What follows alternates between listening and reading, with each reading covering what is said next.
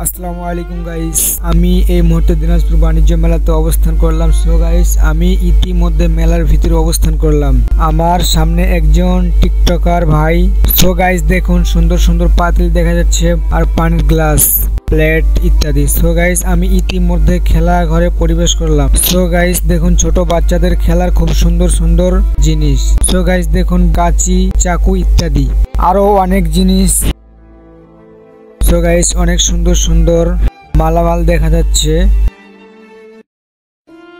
চামচ, মগ, চায়ের কাপ আর আল্লাহ তাআলার নামের পেন্ডিং আর টুপি।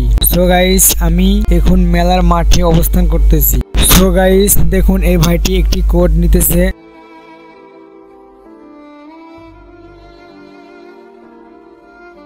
এটা হচ্ছে মেলার পুরো মাঠ।